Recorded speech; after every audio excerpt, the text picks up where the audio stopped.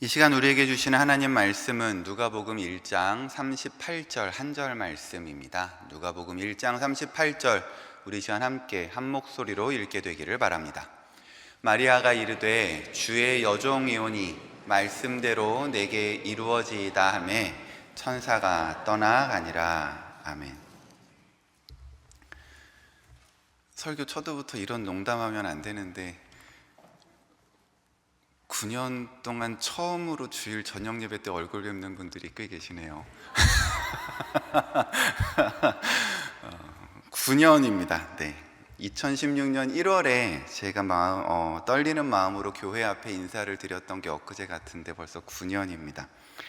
소망교회에서 첫 번째 했던 설교가 씨 뿌리는 자의 비유에 대한 것이었습니다. 그때 예배 설교를 지금 수원에 가 계시는 이사무엘 목사님이 봐주셨었죠. 어쨌든 그렇게 시작한 소망교회 사역은 제게 큰 기쁨이고 큰 감사였습니다. 처음에 11지구, 이어서 6지구, 17지구, 그리고 2지구 만났던 분들 너무나도 귀하고 소중하고요. 군선교부, 세계선교부, 북방선교부, 의료선교부까지 4개 큼지막한 선교부서를 맡아서 정말 많은 걸 보고 경험할 수 있었습니다. 특별히 청년 플러스에서의 3년은 정말 저한테 무엇과도 바꿀 수 없을 만큼 귀한 시간이었고요. 또 한편으로 처음 맡아서 정말 실수를 연발했던 1년 전도회와의 시간은 저한테도 부끄럽지만 가장 소중한 추억이기도 합니다. 그리고 아십니까? 9년 동안 제가 공동체라고는 딱 하나 맡아봤습니다. 베베 공동체라고. 그 가운데서 했던 시간들도 저한테 참 소중합니다. 그리고 무엇보다 제가 목요일 저녁에 진행했던 저녁 성경 공부는 저한테 소그룹과 그리고 묵상에 대한 더 깊은 이해를 가지게 된 참 귀한 시간이었습니다. 9년 있어 보니까 가정적으로도 되게 많은 변화가 있었습니다. 초등학교 5학년으로 저다갔던 첫 아이는 고등학교 졸업하고 재수생을 넘어서 대학생이 됐고요. 둘째는 초등학교 때 왔는데 이제는 중학교를 넘어 고등학생이 됐고요. 막내는 어린이집을 알아봤는데 이제는 중학생이 돼서 학교를 다니고 있습니다. 좋은 환경에서 아이들이 성숙하고 성장하는 걸 바라보는 건 정말 부모의 큰 기쁨이죠. 그런 상황과 환경을 허락해 주신 교회와 성도님들께 그저 감사할 뿐입니다. 그리고 무엇보다 저한테 올 한 해 안식년이 주어졌다는 것이 참 감사합니다. 사역자로서 뭘 고민해야 되고 어디를 바라봐야 되는지 좀 다시 고민할 수 있는 시간이었기 때문입니다. 사실 전도사부터 시작해서 18년 동안 교회 사역만 해오다 보니까 제게 교회 밖 세상이라는 것이 얼마나 커다란 것인지를 새롭게 경험한 1년이었습니다. 교회 밖의 사역이라는 것도 얼마나 소중한지 정말 그것을 경험하면서 깨닫고 반성 많이 했습니다. 목회를 위해 꼭 내가 목사여야만 하고 목회는 목사만 할 수 있다고 생각했던 제 관점이 얼마나 좁고 무지한 것이었는지 다시 한번 돌아볼 수 있는 기회였습니다. 그리고 그를 통해서 조금은 새로운 꿈을 꿀 수 있도록 저를 만들어준 정말 뜻깊은 1년이었습니다. 그리고 이렇게 설교를 시작하고 또 이런 이야기 해야 한다고 제가 아내한테 얘기를 했더니 제 아내가 저한테 한마디 하더라고요. 설교하러 올라갔으면 설교만 해. 성도는 올 때 목회자 개인적인 얘기 들으려고 오는 거 아니야. 그래서 설교만 하겠습니다. 아시는 것처럼 대림절 기간입니다. 대림절은 성탄절을 앞둔 4주 동안 예수님의 오심을 기억하고 또 다시 오심을 준비하는 절기입니다. 2000년 전에 베들레헴 마국간에 육신의 모습으로 오셨던 예수님을 기억하는 시간이기도 하고요. 예수님께서 약속하신 것처럼 이 땅에 다시 오실 날을 기대하면서 그날을 준비하는 절기이기도 합니다. 그래서 대림절은요, 그 의미에서 생각한다면 부활절이나 성탄절보다 더 중요한 절기라고도 할 수 있습니다. 그런데 대림절이 이렇게 중요한 절기라고 이야기는 하지만 우리에게 그렇게 중요하게 느껴지지는 않습니다. 다른 여느 주일과 사실 특별히 다르지 않거든요. 심지어 우리 교회는 다른 교회 다 하는 초도 안 켜요. 그러니까 성탄절을 위해 준비하는 기간이다라는 것만 빼면 솔직히 그렇게까지 중요한 절기일까 싶은 생각이 드는 것도 사실입니다. 자, 그렇다면 이 대림절의 의미는 우리에게 왜 이렇게 축소되어서 느껴질까요? 또 그렇게 중요한 절기라면 대림절을 어떻게 보내는 게 제대로 보내는 걸까요? 저는 오늘 이 질문에 대한 해답을 성경에 나오는 한 인물을 통해서 찾아보려고 합니다. 바로 예수님의 어머니인 마리아입니다. 생각해보면 마리아는 참 중요한 인물입니다. 예수님이 이 땅에 오실 수 있도록 그 길을 준비한 사람이기 때문입니다. 그러니 어떠한 사람보다도 성경에서 자세하게 소개하는 건 어쩌면 너무 당연한 일일런지 모릅니다. 그런데 이런 생각으로 성경을 읽다 보면 우리는 깜짝 놀라게 됩니다. 성경은 마리아에 대해 거의 아무것도 말해주지 않기 때문입니다. 심지어 어느 지파 출신인지도 나오지 않습니다. 이 유대인들에게 있어서 지파라고 하는 것은 무척 중요한데요, 이 지파라는 것은 단지 출신이 어디냐라는 것을 말해주는 것이 아니라 그가 하나님의 선택받은 민족이라는 것을 보여주는 증거이기 때문입니다. 그래서 성경에 나오는 대부분의 인물들을 살펴보면 그에 대해서 다른 것은 이야기해주지 않더라도 그가 어느 지파 출신인지는 보통 밝혀주는 게 일반적이죠. 그런데 마리아는 그 지파조차도 알려주지 않습니다. 그나마 성경에서 이 마리아에 대한 정보를 찾아본다면 우리는 오늘 본문이 있는 누가복음 1장을 들 수 있는데요, 사실 그조차도 마리아에 대한 이야기라고 하기는 어렵습니다. 오늘 이 마리아에 대한 이야기가 나오기 바로 앞서서 세례 요한의 출생에 대해서 누가복음 1장은 다루고 있는데요, 그때 이 세례 요한의 어머니의 이름이 엘리사벳이고 그가 레위 지파였다라고 이야기를 합니다. 그런데 오늘 본문 앞뒤를 살펴보면 바로 이 세례 요한의 어머니인 엘리사벳이 예수님의 어머니인 마리아와 친족 관계였다라고 성경이 이야기해주고 있습니다. 오늘 본문 앞에 1장 36절입니다. 우리 한번 같이 읽어보겠습니다. 보라, 내 친족 엘리사벳도 늙어서 아들을 배었느니라. 본래 임신하지 못한다고 알려진 이가 이미 6달이 되었나니. 자, 이 본문을 근거로 추측해 본다면 아마 마리아도 레위 지파가 아닐까라고 생각해 볼 수 있다는 거죠. 그리고 레위 지파 중에서도 아마 신앙적으로 무척 철저한 집안이었음을 추측해 볼 수 있습니다. 왜냐하면 그냥 레위 지파도 아니고 제사장 가문이었고 제사장 집안이었기 때문입니다. 사실 그 외의 모든 마리아에 대한 이야기는 성경 외의 전승으로 전해집니다. 그런데 이 전승들을 살펴보면 마리아의 어머니, 아버지도 무척 신앙심이 깊었던 것 같아요. 왜냐하면 이 마리아의 부모님이 마리아를 기도로 낳았다고 알려주고 있거든요. 마리아의 부모님도 오랫동안 자녀가 없었답니다. 그래서 오랫동안 하나님께 기도를 했다고 하죠. 그리고 그렇게 간절한 기도 중에 낳은 딸이 마리아였다라고 전승에 보면 나와 있습니다. 그러니까 이런 이야기들을 우리가 놓고 추측해 본다면 아마 마리아는 신앙적으로 훈련이 잘 되어 있는 여인이었을 가능성이 높습니다. 레위 지파로서 제사장의 가풍 아래에서 기도로서 삶의 문제를 해결할 줄 아는 부모님 안에서 양육받았을 테니까요.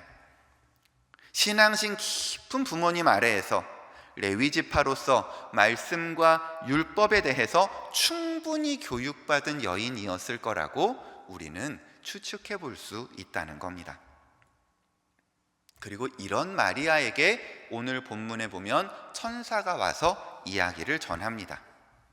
오늘 본문 앞에 누가복음 1장 31절입니다. 우리 한번 한 목소리로 읽어보겠습니다. 보라, 내가 잉태하여 아들을 낳으리니 그 이름을 예수라 하라. 마리아는 아마 엄청 큰 충격을 먹었을 겁니다. 자기가 임신을 할 거랍니다. 그리고 조금 있으면 출산도 할 거랍니다. 아마 신앙심이 깊은 마리아였다고 해도 이 상황은 분명 충격이었을 겁니다. 이런 말에 당황하지 않는다면 그게 더 이상하죠. 그런데 조금 더 생각해 보면 마리아가 이 말을 들었을 때 당황하고 걱정한 이유는 단지 임신과 출산 때문만은 아니었을 거라는 겁니다. 마리아가 느꼈을 이 충격과 당황을 조금 이해해 보려면 재미는 없지만 잠시 구약의 율법을 좀 살펴보아야 하는데요.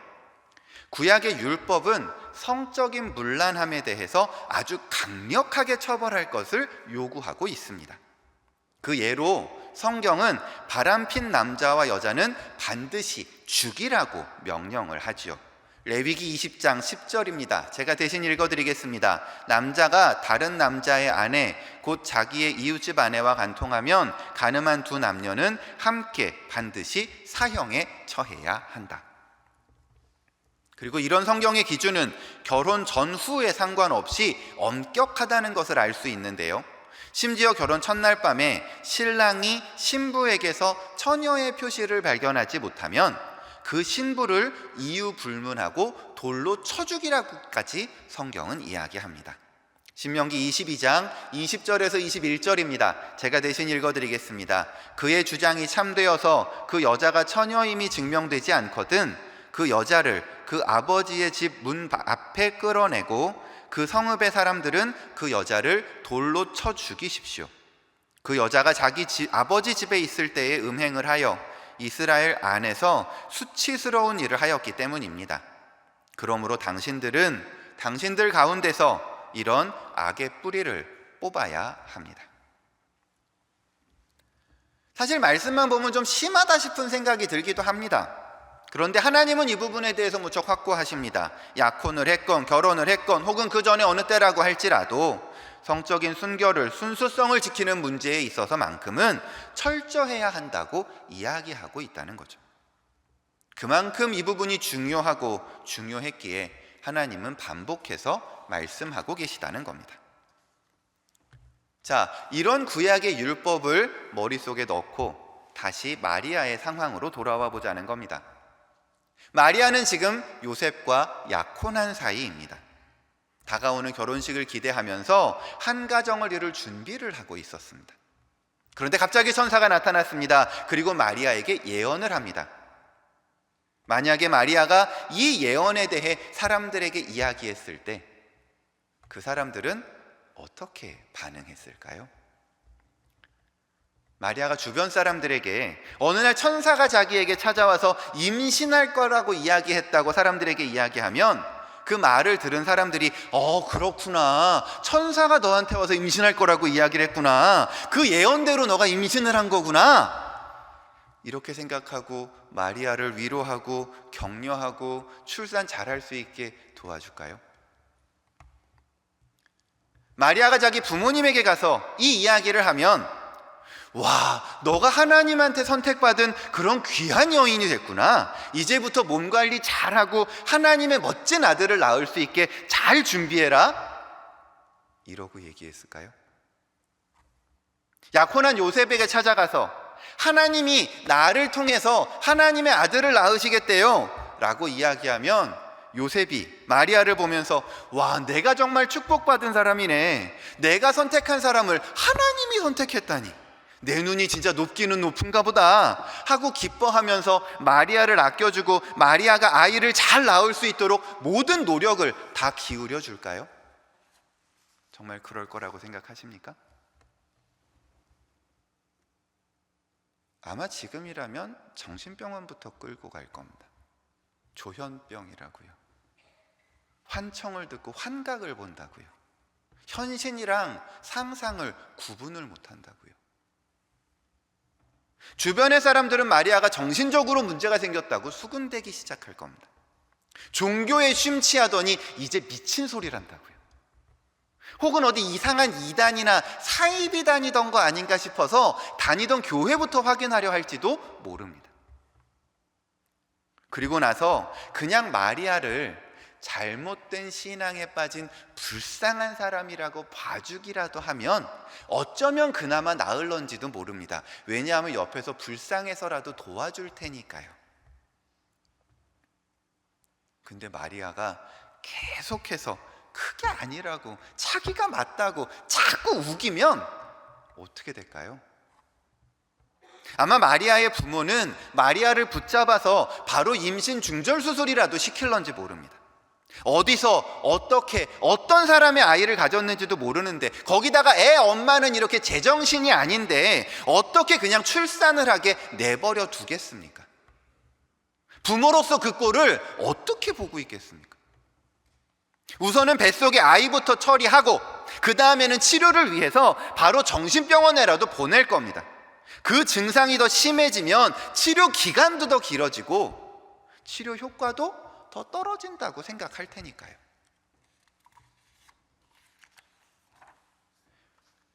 만약에 이 일이 현재 일어났어도 그럴 텐데, 지금 말씀의 상황은 2000년 전입니다.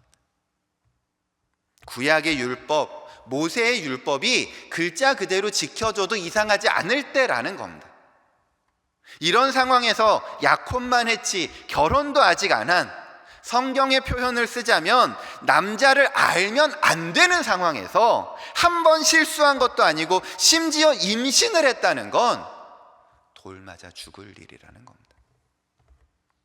사람들이 바로 밖으로 끌고 가서 돌로 쳐 죽인다고 해도 입도 뻥끗 못할 상황이라고요. 그렇게 생각하면 마리아의 남편 요셉이 진짜 대단한 겁니다.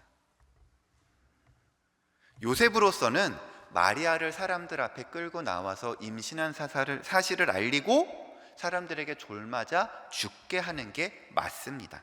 그렇게 하지 않으면 요셉 자신조차도 율법을 범한 사람이 될 수 있거든요. 그러니까 요셉은 자기가 살기 위해서라도 마리아를 죽여야 된다는 거예요. 그런데 요셉은 그거를 덮으려고 했다는 겁니다. 그냥 파혼하는 정도로 끝내려고 했다는 거예요. 그게 마태복음 1장의 이야기인 겁니다. 마태복음 1장 18절과 19절입니다. 예수 그리스도의 나심은 이러하니라. 그의 어머니 마리아가 요셉과 약혼하고 동거하기 전에 성령으로 잉태된 것이 나타났더니 그의 남편 요셉은 의로운 사람이라 그를 드러내지 아니하고 가만히 끊고자 하여. 이렇게 생각하면 요셉이 정말 성품이 좋았던 사람인 것 같습니다. 마음 좋은 사람이었던 거죠. 아니, 어쩌면 그만큼 마리아를 사랑했을런지도 모르겠습니다. 그렇지만 그 사랑도 마리아를 지켜줄 수는 없었습니다. 마리아에게 닥친 상황은 요즘 표현으로 하면 그 누구도 쉴드 쳐줄 수 있는 상황이 아니니까요. 자, 그럼 다시 정리를 해봅시다. 천사가 마리아에게 와서 예언의 말을 전합니다. 마리아는 지금 그 예언이 무슨 말인지 깨달았습니다. 그 예언이 이루어진다면 자신에게 어떤 일이 이루어지고 벌어질 수 있는지 충분히 예측할 수 있었습니다. 그리고 지금 이건 단지 예측으로 끝날 일이 아닙니다. 하나님이 이 일을 이루실 거라고 천사가 분명하게 이야기했기 때문입니다. 이런 일이 벌어져도 되겠느냐고 마리아에게 묻고 있는 게 아닙니다. 이 모든 게 하나님이 계획하신 일이라고, 이 모든 일이 이루어질 거라고 천사는 마리아에게 예언하고 있다는 겁니다. 마리아도 아마 그 말을 듣는 순간 고민했겠죠. 가장 먼저 요셉을 떠올렸을 수 있을 것 같습니다. 요셉의 착한 성품을 생각하면서 최소한 나를 죽게 내버려 두지는 않지 않을까 하는 생각을 했을지도 모릅니다. 혹은 자신의 부모님이 자신을 어떻게든 숨겨줄 수 있지 않을까 생각했을런지도 모릅니다. 그런데 아무리 생각해도 그 다음에 대책이 없는 거예요. 이제 얼마 안 있으면 자기의 배가 불러올 겁니다. 임신했다는 소문은 삽시간에 퍼질 겁니다. 그리고 이 소문이 퍼지는 순간 목숨이 위태해질 겁니다. 사람들은 집으로 몰려올 거고 자기를 사람들은 집에서 끌어낼 겁니다. 목숨이 붙어있는 게 신기할 만큼 그 사람들은 자기를 돌로 칠지 모릅니다. 그렇게 생각하면 본문에서 얘기하는 것처럼 엘리사벳과 자신을 비교하는 건 정말 웃기지도 않는 이야기입니다. 자기 친족 엘리사벳은 원래 임신을 못했다가 임신을 한 기쁜 상황인 거죠. 엘리사벳의 임신은 불임으로 슬퍼하던 가정의 기쁨이고 행복입니다. 함께한 모든 사람의 기쁨이에요. 이건 모든 사람이 봐도 다 하나님의 은혜입니다. 근데 마리아는 다릅니다. 돌 맞아 죽을 상황이에요. 혹여나 상황이 잘 풀려서 돌 맞아 죽지는 않는다고 칩시다. 그렇게 목숨은 건질 수 있을런지 모르지만 그 대신 평생 더러운 여자로 살아야 하는 겁니다. 정말 평생 못돼 먹은 여자, 어디서 몸이나 함부로 굴리는 여자가 되어야 하는 겁니다. 아빠도 모르는 자식 낳아서 키우는 더럽고 몹쓸 여자가 되어야 하는 겁니다. 요셉에 대해서는 칭찬하겠죠. 속도 없고 벨도 없고 어디서 아빠도 모르는 자식 키워주는 마음씨 좋은 남자가 될 수 있을런지 모릅니다. 그러나 마리아는 다릅니다. 정말 죄송합니다. 천하의 나쁜 년이에요. 사람들이 마리아 보고 이야기하지 않겠어요? 어디서 뻥을 쳐? 어디서 함부로 하나님을 팔아? 어디서 지가 잘못해놓고 하나님한테 책임을 돌려? 그걸 그리고 어떻게 뻔뻔스럽게 요셉의 아들이라고 키워? 그리고 사람들이 이걸 한 번 이야기하고 말까요? 아닐 겁니다. 마리아가 죽을 때까지 얘기할 겁니다. 죽고 나서도 얘기할 겁니다. 평생을, 아니 죽어서까지 세상에서 제일 더러운 여자가 되어야 하는 겁니다. 그 모든 수치와 모욕, 그 모든 사람들의 시선, 그 모든 멸시를 감당해야 하는 겁니다. 그렇게 살아야 하는 삶이 눈앞에 보이는 겁니다. 이 모든 게 자신의 눈앞에 놓여있는 운명이라는 걸 충분히 예측할 수 있었다는 겁니다. 그런데 그 수많은 생각 중에 이렇게 대답했다는 겁니다. 마리아가 이르되 주의 여종이오니 말씀대로 내게 이루어지이다.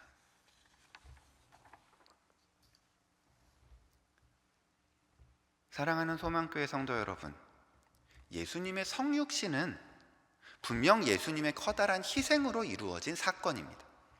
이 땅에 오시기 위해 수많은 것들을 포기하셔야 했죠. 하늘 보좌를 버리고 낮고 천한 이 땅에 오시기까지 예수님은 모든 것을 내려놓으셔야 했습니다. 그렇게 예수님은 하나님의 아들에서 가장 비참한 죄인의 모습으로 오셨습니다. 이건 분명 예수님께도 절대 쉬운 결정은 아니셨을 겁니다. 그런데 말입니다, 이런 예수님의 결단에는 미치지 못하겠지만 예수님의 성육신을 위해 이 땅에도 결단과 희생이 필요했다는 걸 기억해야 합니다.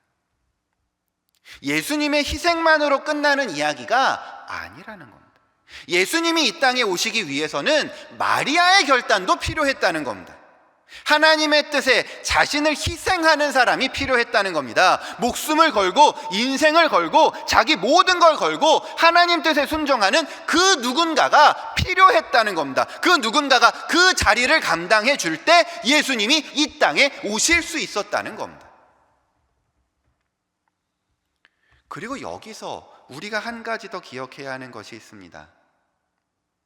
하나님이 마리아를 부르실 때 마리아에게 특별한 기술이나 능력, 지식이 있느냐고 묻지 않으셨다는 겁니다.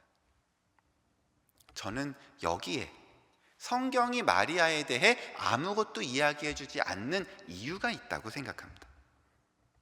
마리아가 예수님을 잘 낳을 수 있을 만한 무언가를 가졌기 때문에 하나님이 부르신 게 아니라는 거예요. 마리아가 예수님을 낳으려고 특별히 준비된 사람이었기 때문에 부르신 게 아니라는 겁니다. 더 분명하게 말해서 마리아니까 할 수 있었던 게 아니라는 겁니다. 성경은 마리아를 언급하면서 단 한 가지만을 이야기합니다. 마리아의 대답입니다. 하나님의 부름에 순종하겠노라는 마리아의 결단 말입니다.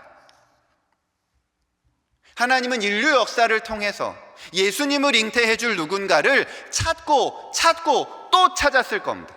수없이 많은 사람에게 부탁하고 또 부탁하셨을 겁니다. 그리고 그 음성을 들은 사람들 중에는 마리아보다 신앙이 더 좋다고 평가받는 사람들도 있었을런지 모릅니다. 마리아보다 인간적으로 더 낫다고 평가받는 사람도 있었을런지 모릅니다. 지식이 뛰어난 사람도 있었을런지 모릅니다. 능력이 뛰어난 사람도 있었을런지 모릅니다. 그런데 그 중에서 마리아가 선택된 이유는 다른 것이 아니었다는 겁니다. 순종이었다는 겁니다. 부르심에 대한 응답이었다는 겁니다. 철저한 순종이었습니다. 능력이나 지식, 기술이 아니라 하나님을 향한 헌신이었다는 겁니다.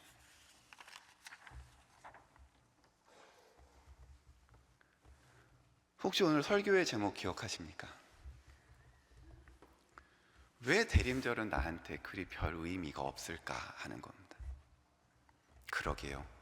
왜 이처럼 우리한테는 대림절이 의미가 없을까요? 이 헌신이 없기 때문입니다. 그 자리를 감당할 누군가가 없기 때문입니다. 하나님의 부르심에 철저하게 헌신하지 못하기 때문입니다. 그래서 이 땅에 성탄절을 만들어내지 못하기 때문입니다. 성탄절이 없으니 대림절이 당연히 무의미하게 느껴지는 겁니다. 솔직히 이 얘기 몰라서 지금 저한테서 듣고 계시겠어요? 근데요, 솔직히 이게 잘 와닿질 않아요. 그 한 사람이 필요한 건 알겠는데 나는 아니었으면 좋겠거든요. 내가 그 자리에 갈 거는 생각해 본 적이 없거든요. 그건 정말 특별한 누군가를 위한 거지 나 같은 사람이 갈 자리는 아니라는 생각이 들거든요. 솔직히 저도 그렇습니다. 아골골짝 빈들이 있는 건 알겠는데 거기는 나 말고 너를 보내셨으면 좋겠고, 사망의 음침한 골짜기에 누군가는 가야 되는 거 알겠는데 나만 아니면 누가 가든 내 알 바 아니고, 그 자리가 귀하다고 말은 하죠. 근데 그 귀함을 욕심내고 싶은 마음은 없어요. 솔직히 그게 귀한 줄도 잘 모르겠지만 그 귀함에 따라오는 부담은 절대 느끼고 싶지 않거든요. 그 귀함 없어도 지금 내 삶을 사는 데는 전혀 문제 없거든요. 아니, 그 영광, 그 귀함, 그거 없는 게 솔직히 이 세상 살아가는 거는 더 편하거든요. 근데 말입니다, 그 헌신이 없이는 세상도 예수님을 볼 수 없지만 나도 예수님을 볼 수 없다라는 겁니다. 내가 그 결단을 하지 않고서는 내 삶에도 예수님이 오실 수 없다는 겁니다. 내가 그 자리를 피해서는 내 삶에도 성탄절이 올 수 없다는 겁니다. 평생을 신앙생활하고 교회를 다녀도 내가 그 기쁨은 누릴 수 없다는 겁니다. 복음의 감격이 내 것이 되지 않는다는 겁니다. 내가 그 헌신을 결단하기 전까지 그 은혜의 충만함은 절대 내 삶에 찾아오지 않더라는 겁니다.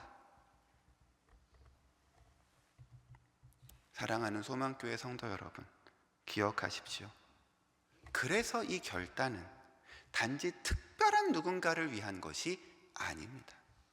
선택받은 누군가만 해야 하는 것이 아닙니다. 만약에 그랬다면 성경은 마리아에 대해서 더 자세하고 더 명확하게 우리에게 이야기했을 겁니다. 어떤 사람이, 어떤 성장 과정을 거친 사람이 이 자리를 감당해야 되는지 우리에게도 명쾌하게 설명했을 겁니다. 그런데 성경은 그렇게 하지 않습니다. 마리아의 결단이 어떤 특별한 사람의 것이 아니라 우리 모두가 해야 하는 것이기 때문입니다. 이 땅의 모든 교회와 성도뿐만 아니라 온 세상이 해야 하는 것이기 때문입니다. 성탄의 기쁨 없이 살아도 되는 사람은 이 세상에 아무도 없거든요. 이처럼 세상을 사랑하신 그 하나님의 사랑은 이 세상 모든 곳에 선포되어야 되고 이 세상 모든 인생이 경험하고 깨달아야 하기 때문입니다. 예수님을 통해 온 세상이 복음을 경험해야 하고 새 생명으로 거듭나야 하고 하나님의 백성, 하나님의 자녀가 되어야 하기 때문입니다. 그리고 기억하십시오. 그렇게 변화된 내 삶을 통해서 하나님은 내 주변의 사람들을 복음을 경험할 수 있게 만들어 주시겠다고 약속하고 계시는 겁니다.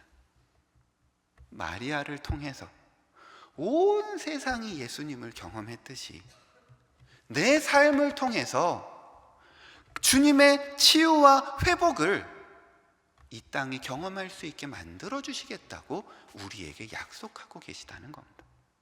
그런 능력의 인생으로, 축복의 인생으로 나를 인도해 주시겠다고 오늘 하나님은 나에게 약속해 주고 계시다는 겁니다. 정말 이 복 누려야 하지 않겠습니까?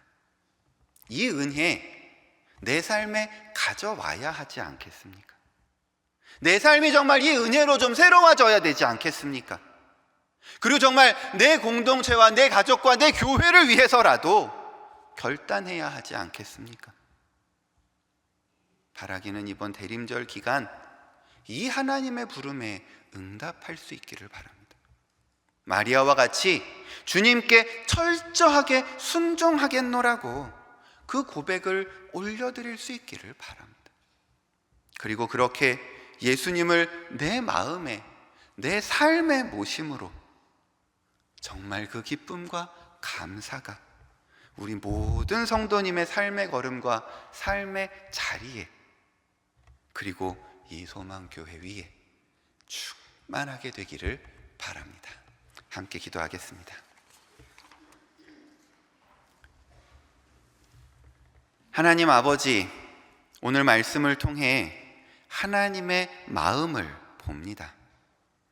이 땅에 주님의 복음이 선포되며 그 회복을 선포하기 원하시는 그 마음을 봅니다.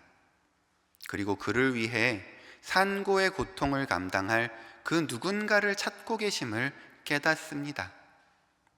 주님, 그 자리 내가 감당할 수 있게 하옵소서. 주님의 종이 되고 도구가 되겠다는 말이 단지 말로 끝나지 않게 하여 주옵소서. 주님의 나라를 이 땅에 세워가겠노라는 고백이 단지 입술의 고백으로 끝나지 않게 하여 주옵소서. 그래서 정말 예수님의 재림을 이 땅에 이루어가는 그런 손길, 그런 걸음 되게 하여 주옵소서. 그 과정이 두렵고 떨리지만, 걱정되고 부담이 되지만, 그럼에도 주님 사랑하는 마음으로 감당할 줄 아는 그런 성도 되게 하셔서 그 삶의 모든 걸음을 주님과 함께 걷게 하여 주옵소서. 그래서 예수님께서 내 삶에 임하는 진정한 성탄의 기쁨이 내 삶에 임하게 하시고, 그렇게 내 삶과 내 주변을, 우리 교회와 이 세상을 하나님 나라 만드시는 그 걸음에 나도 동참할 수 있게 하여 주옵소서.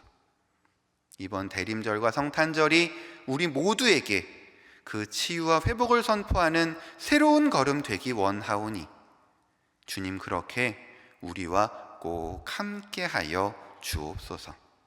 이 모든 간구 예수 그 귀하신 이름으로 기도드립니다. 아멘.